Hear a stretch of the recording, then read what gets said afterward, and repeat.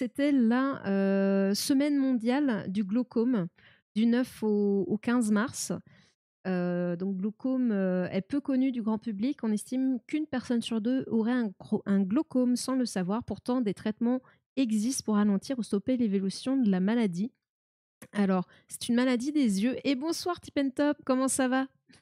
C'est une pathologie des yeux. Alors, je vous avoue que je connais très mal. Je connais le nom glaucome, hein, mais je connais mal. Tout simplement, on va regarder un petit peu ce qu'ils disent. Donc là, on est sur l'UNADEV, l'Union nationale des aveugles et déficients visuels.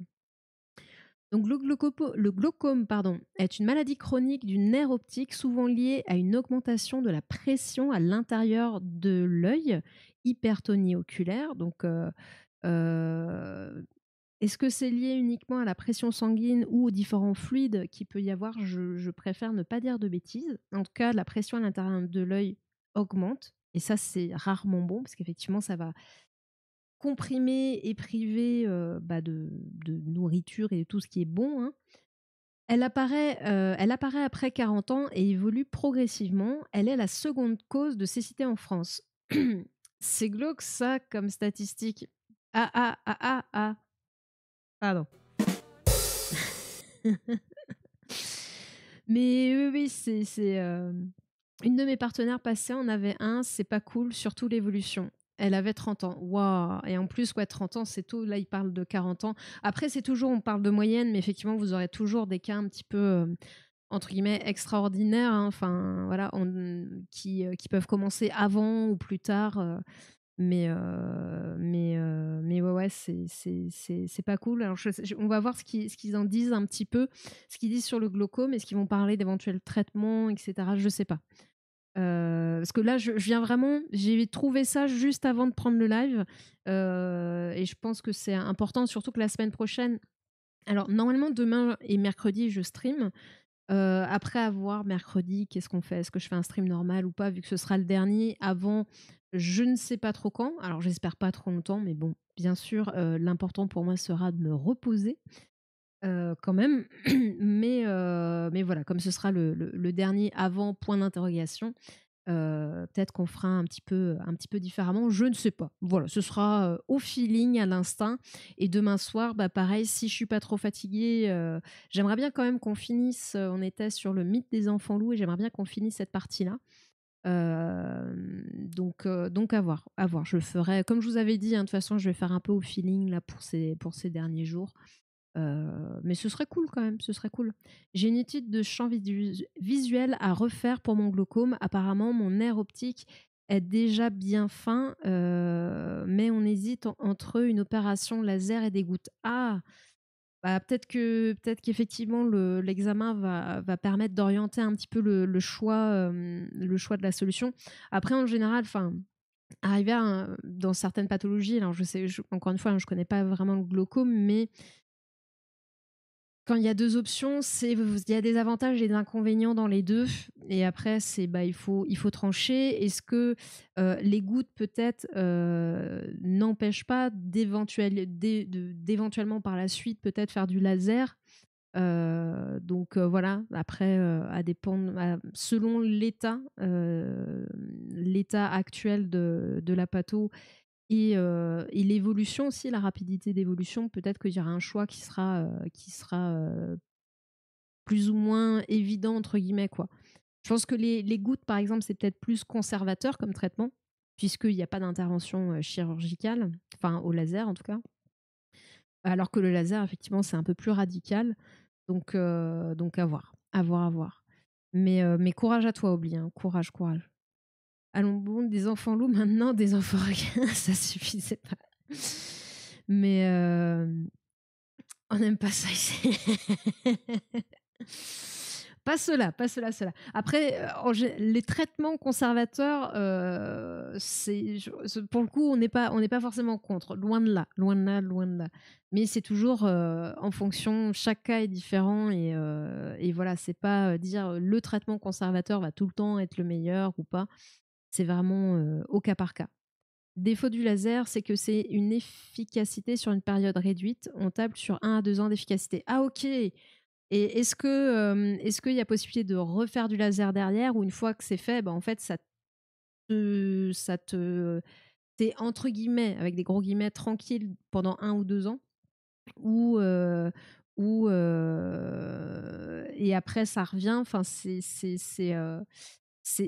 quoi le but dans la pathologie? Après, je vais lire, peut-être que je comprendrai un petit peu mieux aussi par rapport à la pathologie. Pareil, tout ce qui est traitement au laser, j'en entends parler au niveau de l'œil, mais juste pareil, je connais pas, hein, c'est vraiment pas ma spécialité pour les yeux. Mais après, je trouve ça hyper intéressant, hein. J'ai vraiment envie d'approfondir les quelques connaissances que j'ai sur les yeux, de les approfondir, de mieux les maîtriser, et voilà. Donc on regardera. Il y a aussi j'ai vu des documentaires d'Arte aussi, sur les yeux. Quand même, c'est une sacrée belle mécanique quand même, hein. Même si des fois ça crée des emmerdes, mais c'est quand même pratique, quand même bien foutu. Donc, le glaucome touche 1 à 2 % de la population de plus de 40 ans, environ 10 % après 70 ans et 15 % au-delà de 80 ans. Et salut Galice, comment ça va? Je connais pas, mais pour la myopie, le laser, c'est pas top. Vous êtes en forme, hein? Vous commencez très, très, très, très, très fort, hein. Donc c'est une maladie très invalidante et insidieuse. Elle évolue en silence. Elle se caractérise par une perte progressive de la vision périphérique, donc plutôt sur les côtés, hein. Vous avez la vision forcément centrale, vision périphérique. Bon, c'est assez logique, mais on le redit quand même. Euh, il existe plusieurs formes, dont le glaucome à angle ouvert lié à une hypertonie oculaire, 90 % des cas, et le glaucome à angle fermé, plus rare, qui peut provoquer une élévation aiguë très sévère de la pression de l'œil. Donc on voit déjà que, même si, bon, un peu, ça me fait penser un peu au diabète, même si 90 % des cas, on est dans le premier cas, donc angle ouvert. Je ne sais pas exactement ce que ça veut dire, mais je suppose que c'est par rapport au champ de vision, et 10 % des cas à angle fermé, mais a priori plus sévère quand même, hein. En fait, de base, le laser est utilisé en complément des gouttes, si les gouttes manquent d'efficacité. OK, ouais, les 2 sont pas incompatibles. Il y a des petites percussions au laser pour faciliter l'évacuation et la baisse de tension. OK, ouais, l'idée, oui, c'est ça. On a un peu comme vous avez une hypertension au niveau du cerveau, parce qu'il y a trop de liquide céphalo-rachidien, le fameux LCR. On va poser une dérivation pour évacuer le liquide. Bah là, au niveau de l'œil, c'est un peu le même principe, si je comprends bien. On va venir faire des micros, des espèces, je vais pas dire, c'est pas des trous, mais de quoi permettre au liquide qui crée l'hypertension à l'intérieur de l'œil, qui cause des dommages, notamment au nerf optique.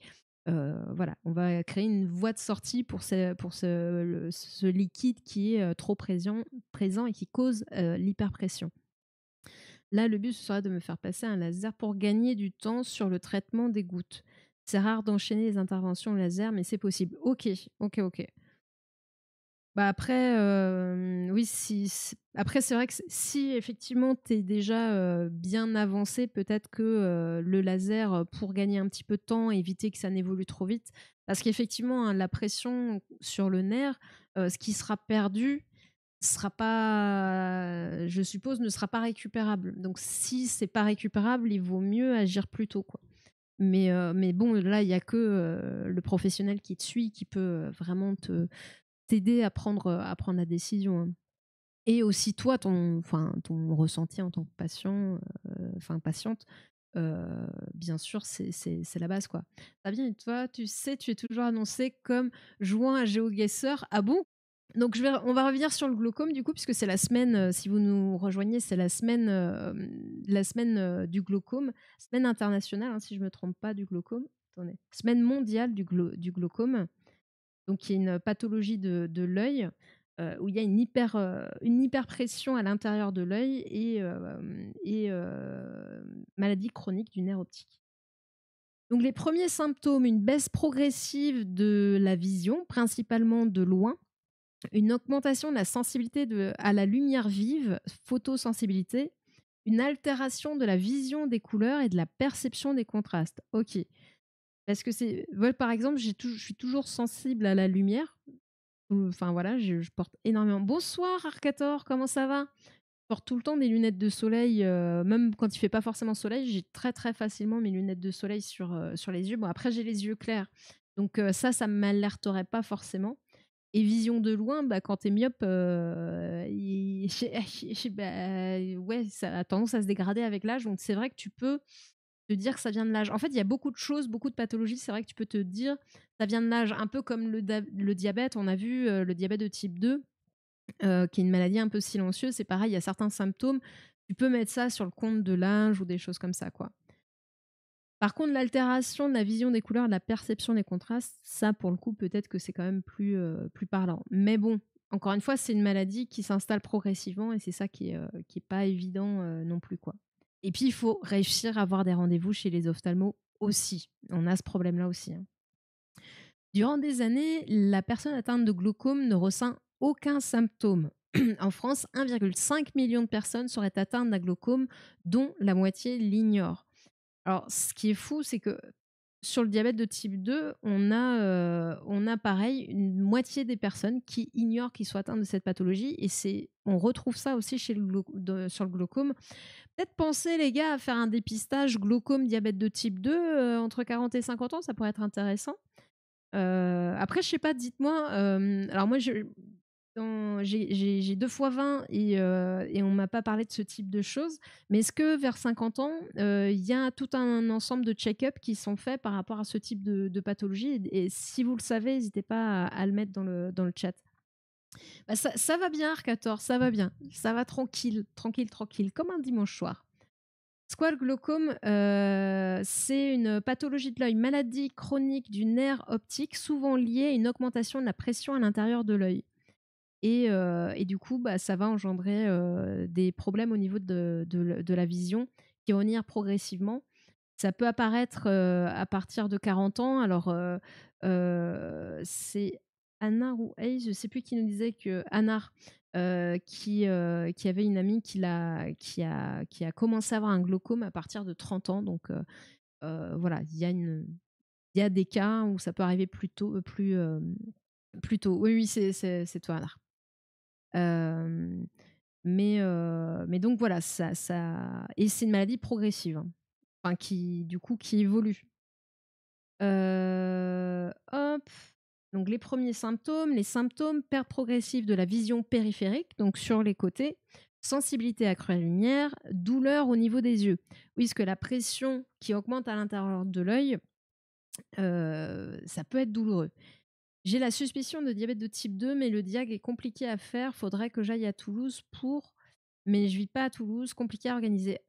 Ah ouais, mais avec parce qu'il y a quoi? Il y a prise de sang à faire et c'est quoi le prise de sang à faire et c'est quoi l'analyse complémentaire? Ça me dit quelque chose sur l'analyse complémentaire pour confirmation du diag de type 2. Après, c'est peut-être que tu dois être dans une fourchette, peut-être un prédiabète, et c'est peut-être ça où il y a une subtilité.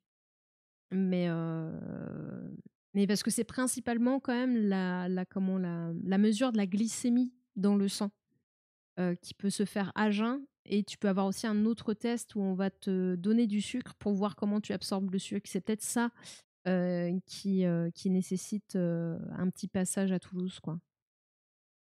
Je suis myope comme une taupe, j'aime pas les éclairages brutaux, je dois m'inquiéter. Bah oui, non, mais c'est un peu comme moi au final. Hey, ça aurait pareil, hein, mais il y a tout ce qui était aussi perdre enfin, les couleurs et les contrastes aussi.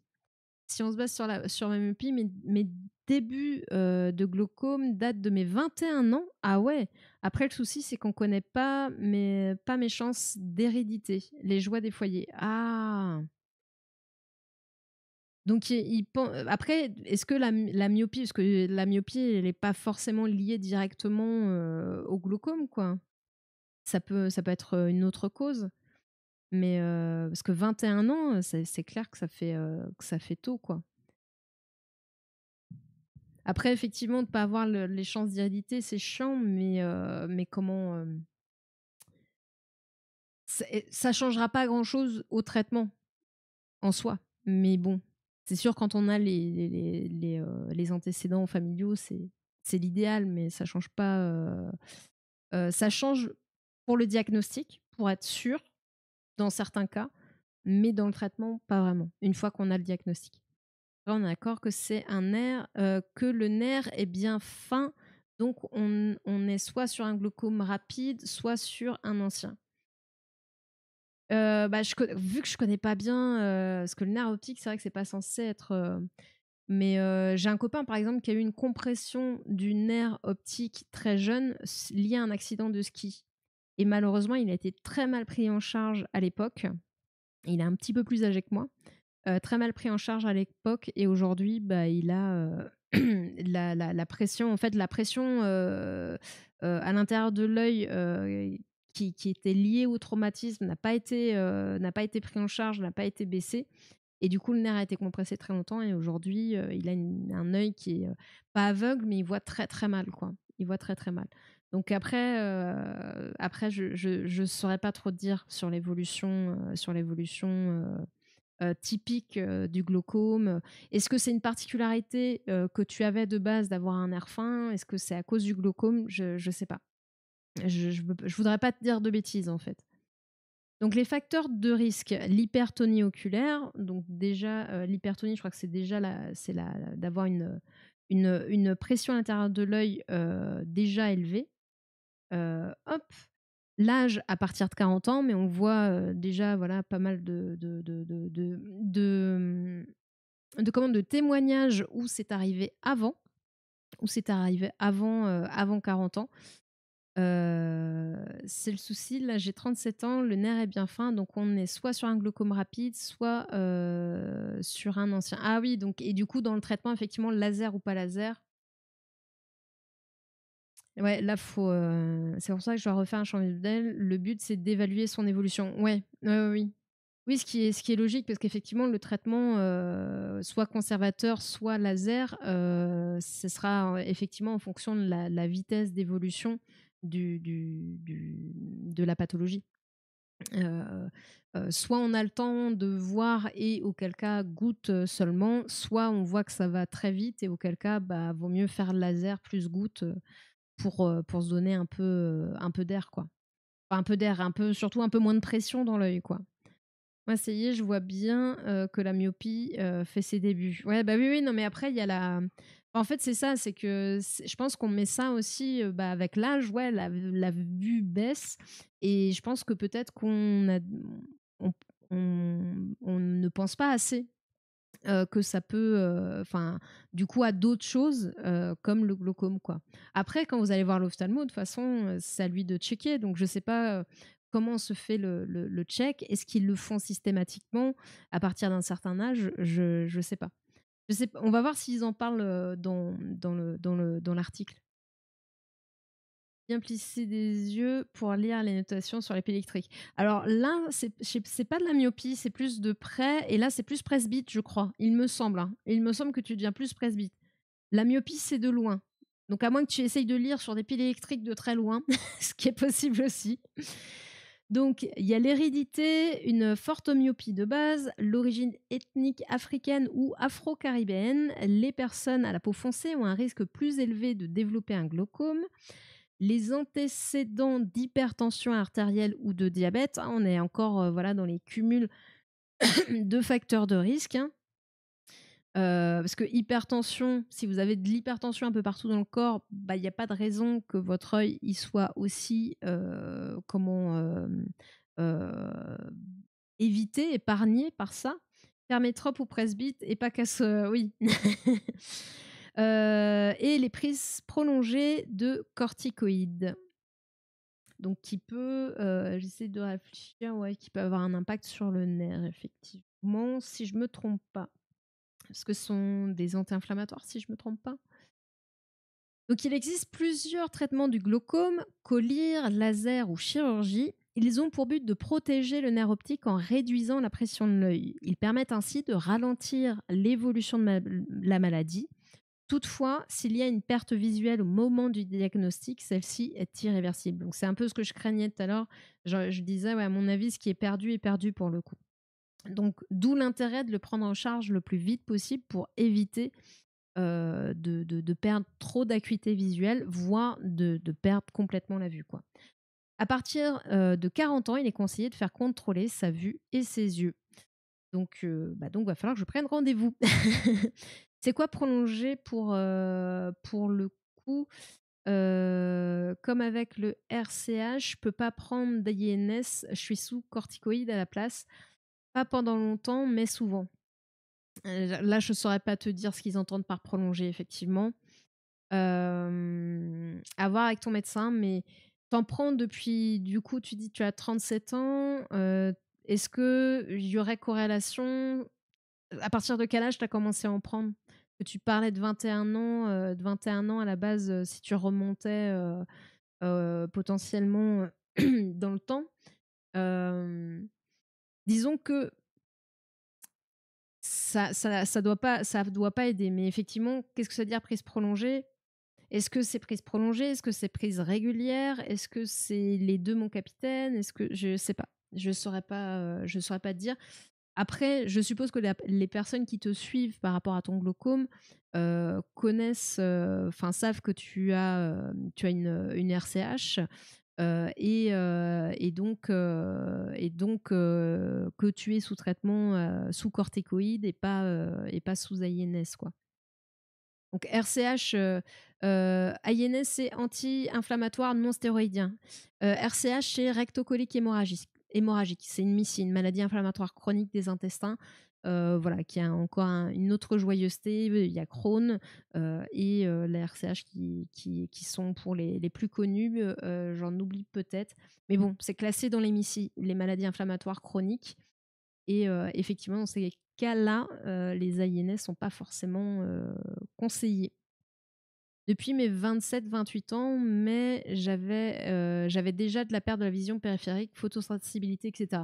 Ouais, non, pas forcément du coup, hein. Disons que ça a peut-être pas dû aider, mais ça a peut-être pas dû aider, mais après, c'est dur parce que si t'as pas eu le diagnostic à cet âge-là, que tu l'as eu plus tard, enfin, je sais pas, quand est-ce qu'on t'a diagnostiqué ton glaucome?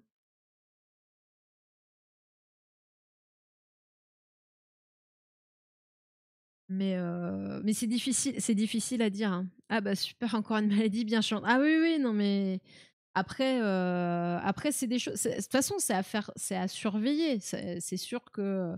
Et encore une fois, hein, c'est pour ça que tout l'intérêt de la prévention est là, c'est-à-dire que la prise en charge et les conséquences aussi d'une pathologie, si tant est qu'elle soit, même si elle est chronique, etc., plus elle est prise tôt, moins les conséquences sont graves et en général, moins les traitements sont lourds aussi.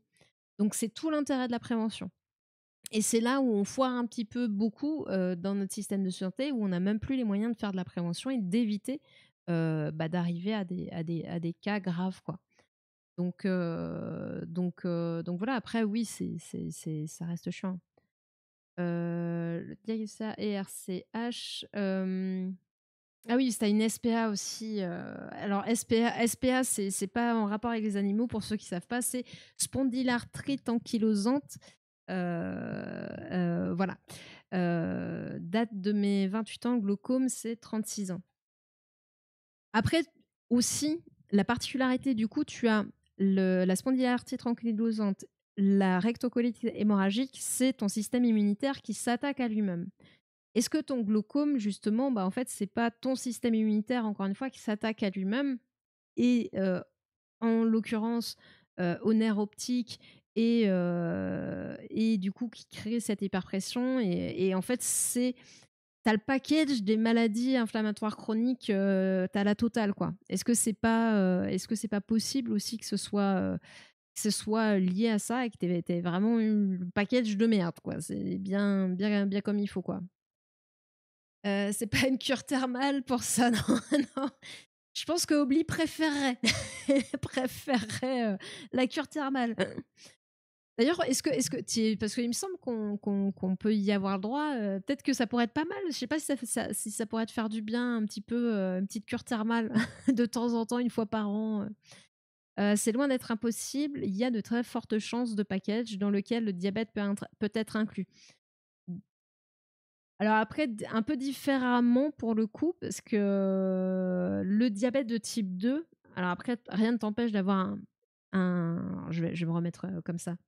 Rien ne t'empêche non plus d'avoir une espèce d'hybride, parce qu'on a vu qu'il y a des diabètes qui sont, au final, comment ils appellent ça déjà?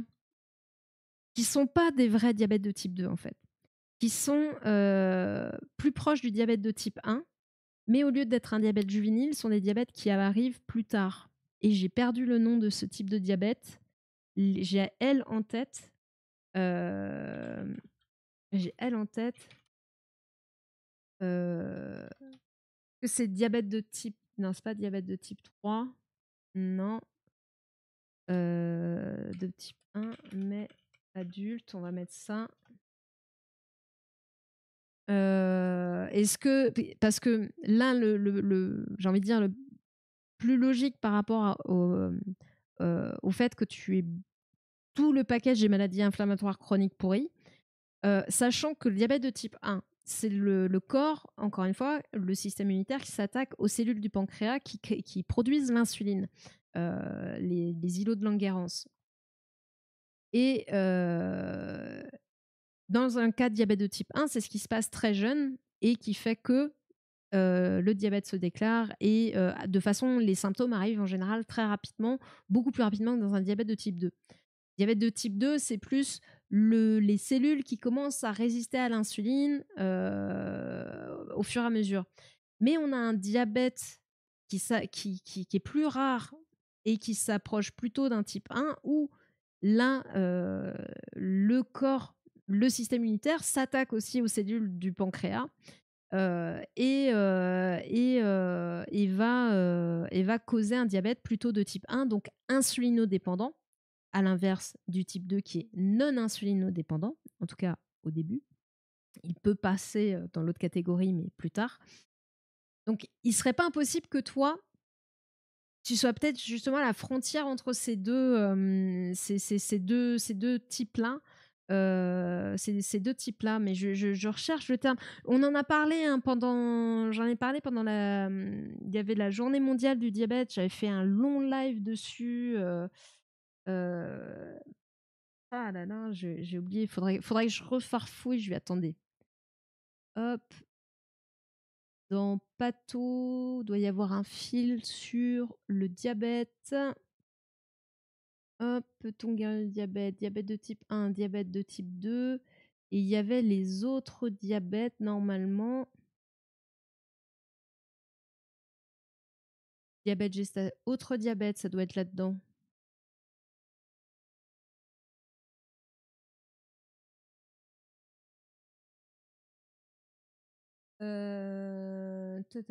Non.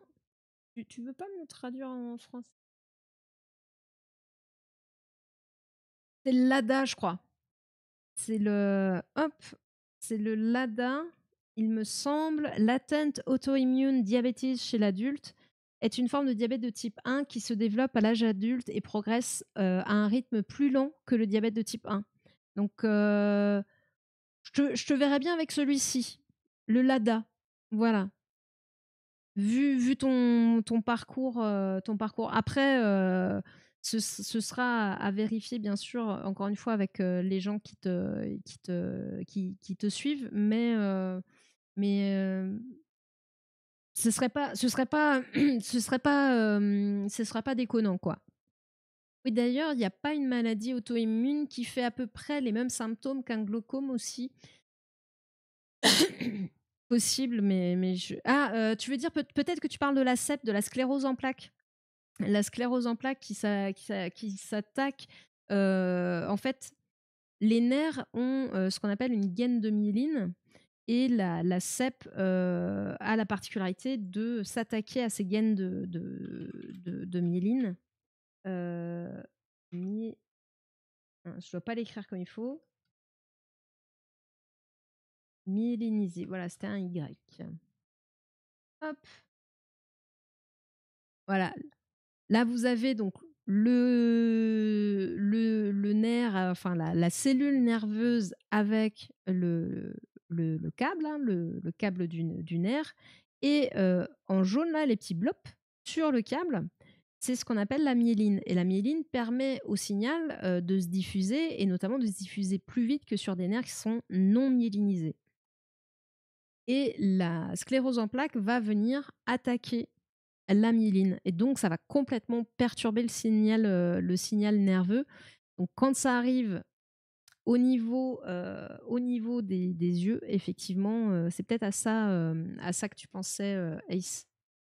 Parce qu'effectivement, au niveau des yeux, tu peux avoir des problèmes de vision liés à ça. Après, je pense que des pathologies qui peuvent ressembler ou avoir un impact de toute façon sur la vision, il y en a malheureusement plus d'une, quoi. Le glaucome, c'est peut-être celle qui est, même si elle n'est pas très connue du grand public, mais qui est peut-être la plus fréquente arrivée à un certain âge, quoi.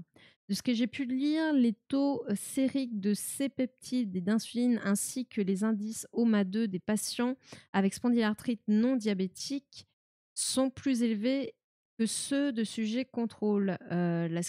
La spondylarthrite ankylosante peut donc augmenter la résistance à l'insuline. Ok, ok, ok, ok. Donc, ce qui serait aussi une explication. En gros, tu as deux voies possibles. Enfin, tu as deux voies possibles, tu as même trois voies possibles. La une, euh, ton système immunitaire, malheureusement, s'est attaqué aux cellules de pancréas, ou la spondylarthrite ankylosante a augmenté la résistance à l'insuline, et le pas de bol complet, tu as les deux en même temps, mon capitaine. Donc après, c'est plutôt essayer de déterminer est-ce qu'il y en a qu'une, est-ce qu'il y a les deux, parce que c'est pareil dans le traitement, et c'est tout le problème qu'ont certaines personnes qui ont justement un diabète de type LADA. Ce sont des adultes qu'on va souvent diagnostiquer à tort comme des diabétiques de type 2, sauf qu'on a dit type 2, c'est une résistance à l'insuline, mais l'insuline est présente, et le type 1, il n'y a pas d'insuline, donc il faut complémenter en insuline. Donc, si vous traitez quelqu'un qui manque d'insuline comme s'il avait de l'insuline, ça va pas bien se passer. Il va lui manquer du coup de l'insuline et ça va pas très bien se passer. Et du coup, il y a un retard dans le traitement, souvent une aggravation des symptômes avant de faire le bon diagnostic final. Donc, du coup, chez toi, il faut réussir, je pense, justement à savoir est-ce que c'est l'un, est-ce que c'est l'autre, est-ce que c'est les deux, et du coup, pour pouvoir adapter derrière le traitement. Si un trouble, en tout cas, de la glycémie, de la gestion de la glycémie par ton corps a été diagnostiqué, quoi. J'ai pas le nom, mais vu qu'un premier symptôme d'une gaine de myéline endommagée les cécité, ce serait cohérent. Bon, après, un diag sur un chat Twitch, mais concerne après, de toute façon, moi, comme je vous dis, hein, tout ce que je donne, c'est pas, je fais pas de diagnostic. Des pistes, des hypothèses, essayer d'expliquer aussi parfois. Après, en général, par exemple, le cas d'Obli, là, tout ce qu'elle vient de décrire sur le taux sérique de ces peptides, etc., pour conclure qu'en fait, ça augmentait la résistance à l'insuline, les patients sont souvent aussi très renseignés sur leur pathologie. Donc, et en savent beaucoup plus que moi. Et encore une fois, je ne connais pas toutes les pathologies, très loin de là, et encore moins dans le détail. Donc voilà, mais certainement pas de diagnostic. Des pistes, oui, mais pas de diag. Enfin, à travers un chat Twitch, ouais, c'est comme aller sur Doctissimo, quoi, j'ai envie de dire, hein. Je vérifie, mais oui, Guyane n'est pas endocrinologue. Ah non, je suis ni endocrinologue, ni... Enfin, voilà, je suis vraiment... c'est quand même beaucoup plus l'anatomie. Voilà, c'est plus une approche du corps. Après, j'ai des bases un petit peu dans tout parce que ça m'intéresse, parce qu'il faut, parce que j'ai quand même, vu que, enfin voilà, appris des pathos pour mon métier, etc. Mais du coup, qui étaient orientés par rapport à ce que j'allais faire et aux patients que j'allais croiser. Mais c'est sûr que oui, j'ai pas toutes les casquettes. Et de toute façon, vous le savez, hein, quand je ne sais pas, je vous le dis. Quand j'ai un doute, je vous le dis. Et même quand je suis sûre, mais que j'ai un doute, je vérifie. donc voilà, donc faire des diags, encore moins, encore moins, encore moins. Mais ouais, non, la CEP, je pense que c'est à ça que tu pensais, parce que c'est quand même ce qu'on rapproche, on fait le lien assez facilement entre ces deux pathologies, pour te répondre, Ace. Donc là, on était sur le traitement. Ah oui, on disait que c'était irréversible, les pertes. Donc, pensez à se faire contrôler à partir de 40 ans. Le traitement pour détecter un glaucome à un stade précoce et le traiter si besoin, une visite de contrôle régulière chez un ophtalmologiste est indispensable. J'ai du mal à articuler aujourd'hui. En même temps, ophtalmologiste, c'est pas forcément le plus simple à dire. Même en l'absence de traitement, il est recommandé de s'y rendre tous les 2 ans au moins. C'est pas faux. Est-ce qu'on le fait? Est-ce que vous le faites, vous? J'avoue que je crois que la dernière fois que j'étais voir. Ah non, je suis allée quand J'adore la science. je suis arrivée. Et bonsoir la pirouette, et merci pour le follow. J'espère que tu vas bien. Et la pirouette qui est notre 380, le 390e follower, si je me trompe pas. Je vois que l'objectif s'est déclenché. Donc, bienvenue à toi. Après, hein, c'est intéressant parce que ça permet de mieux comprendre où j'en suis dans la boucle médicale. Mine de rien, tu vulgarises mieux que mes praticiens. Tu devrais envisager de te lancer dans la vulgarisation. C'est vrai ça. Je devrais me lancer dans la vulga. Bah, après, j'ai envie de dire ça aussi, c'est un peu normal. Je vais pas lancer la pierre aux praticiens. Pourquoi? Parce que déjà, la plupart du temps, ce sont des spécialistes. Donc, ils sont vraiment centrés dans un domaine de compétences. euh, et ils ont aussi tout le vocabulaire hyper complexe qui va avec. Et bah, eux, c'est leur quotidien, ça leur semble normal. Ils tiltent pas les choses que les patients comprennent pas forcément ou voilà qu'il faudrait expliquer un peu mieux. Donc, c'est pas toujours simple. Parce qu'aussi, en tant que patient, des fois, on n'ose pas poser les questions. Des fois, on ne retient pas tout aussi, hein. Je crois que je le disais l'autre fois, vous arrivez à un rendez-vous, vous avez, par exemple, là, par rapport à l'opération, je me demandais est-ce que les antibiotiques qu'on m'a prescrits, est-ce qu'il fallait que les prenne avant, après l'opération, et j'ai toujours le doute. Et, le truc, c'est que peut-être que ça m'a été dit au moment du rendez-vous, mais comme j'avais d'autres informations qui arrivaient, bah, j'ai pas pu tout retenir. Et quand je regarde la prescription, il n'y a rien marqué dessus. Donc je suis un peu. Et j'espère que j'ai pas oublié une info, quoi. Mais c'est normal. C'est normal que j'ai pas pu tout retenir. Alors que pourtant, pourtant c'est plutôt mon. Enfin, pour le coup, c'est mon domaine, l'anatomie. Je comprends les trois quarts des choses quand même qui me disent, même si c'est un chirurgien, ça va. Il y a quelques termes, mais en général, je demande dans ces cas-là parce que je suis curieuse. Heu, mais heu, mais c'est tout à fait normal. Et puis, il y a aussi une question que, est-ce qu'ils ont le temps de le faire? En plus de ça, enfin, voilà, il y a tout ça qui est compliqué, hein. On voit bien des ophtalmos, c'est des fois compliqué d'avoir un rendez-vous, donc je suppose que des fois, ça se passe un petit peu en speed parce qu'il a une liste d'attente comme c'est pas permis. Donc il y a plein de facteurs qui expliquent que c'est normal, que ce soit pas forcément toujours simple. Maintenant, je vous encouragerais toujours, comme ici d'ailleurs, hein, ça vous le savez, à poser des questions. À poser des questions parce que c'est important de comprendre au maximum ce qui se passe. Et voilà, essayez. Bien sûr que selon la personne que vous allez avoir en face de vous, il sera plus ou moins ouvert. Et merci Maskilili pour le raid. Bienvenue les raiders. Comment ça va? J'espère que vous allez bien. Vous avez parlé de quoi ce soir? Et hop. Ah bah parfait. En plus, il y a le Wisebot qui me présente. Donc vulgarisation santé. Je m'appelle Gaëlle. Bienvenue à tous. Et bonsoir, bonsoir. Et coucou Maski. Bonsoir Garagel. Bonsoir Stéphane. Bonsoir Brigitte. Comment allez-vous? Anarchiste comme date. Mouahaha. L'inverse m'aurait étonné. En tout cas, j'espère que ton live s'est bien passé et que voilà, que tu as passé un bon moment. Parce qu'en plus, tu n'avais pas une grosse semaine encore. Je sais plus. Donc ce soir, ça va être React. Alors là, on parle un peu de glaucome parce que c'est la semaine mondiale du glaucome, qui est une pathologie de l'œil qui arrive, qui peut commencer à arriver vers les 40 ans. Alors, on a eu d'autres exemples dans le chat de personnes qui ont connu des gens à qui c'est arrivé beaucoup plus tôt ou qui l'ont beaucoup plus tôt aussi.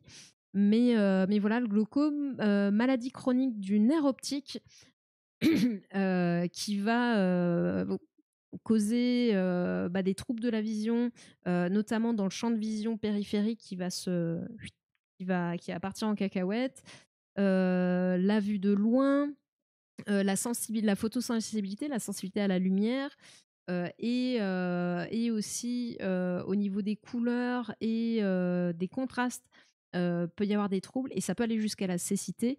En fait, ce qui se passe, c'est qu'il y a une pression à l'intérieur de l'œil plus forte, une hyperpression intraoculaire et du coup qui cause tous ces problèmes. Donc on est en train de parler de ça avant de partir sur le React. Alors j'aurais encore une petite actu à parler parce que voilà, j'ai vu ça et ça m'a énervé, donc je voulais vous en parler. Euh, Glaucome égale plus t'es vieux, plus faut contrôler tes yeux. De toute façon, plus t'es vieux, plus faut tout contrôler, hein. C'est un peu ça, hein. Plus t'es vieux, plus faut tout contrôler parce qu'il y a des choses qui peuvent passer pour de la vieillerie et qui sont en fait des symptômes qu'il faut pas négliger. Encore une fois, la prévention évite que ça parte trop en cacahuète, hein. Là, en l'occurrence pour le glaucome, ce qui va être perdu à cause du glaucome ne pourra pas être récupéré. Donc, plus tôt c'est pris en charge, plus on évite du coup des problèmes irréversibles, quoi. La vieillesse est ennemie. Ennemi ou ennemi, on ne sait pas trop. Au rage, au désespoir. Glaucome, avec la scénarité du dos me donne envie d'aller voir un tout bien. J'avoue. J'avoue. Mais voilà. Donc on était en train de parler de ça. Et là, on était sur. On parlait de quoi Oui, voilà, je vous encourageais à poser des questions, aux professionnels de santé, à pas hésiter, même si je sais que c'est pas toujours facile. Et puis, des fois, c'est pas toujours facile aussi de retenir toutes les informations qu'ils vous donnent, qui parfois pour eux sont, enfin voilà, ça fait, c'est logique et c'est clair, mais pour vous, ça fait beaucoup de choses et c'est tout à fait normal. Je peux vous dire que de voir de façon perpétuelle comme à travers un trou de serrure, c'est pas ouf. J'imagine. Pas cool. C'est glauque. Donc là, on a été pour détecter un glaucome à un stade précoce et le traiter si besoin. Une visite de contrôle régulière chez un ophtalmologiste est indispensable. Je sais pas, on va faire un shoot-out quand même à Maskili. Colibri n'est pas là ce soir. Et après, Maski, peut-être que tu n'y as pas pensé, hein, mais Non, mais je sens bien que vous essayez de me tu dire aurais quelque pu chose, mais c'est de me le vous la faire. phrase ou vous l'avez entendu ça? Merci, oui. Merci Obli pour le. Est-ce que c'est bon? Est-ce que ça marche? Oui, ça marche. N'hésitez pas à aller suivre Maski Lily, voilà, qui parle d'anarchie, comme il a dit, et qui est très gentil, adorable. Donc voilà. N'hésitez pas à aller suivre sa chaîne. Donc, du coup, merci Obli, je me mets sur la bonne scène.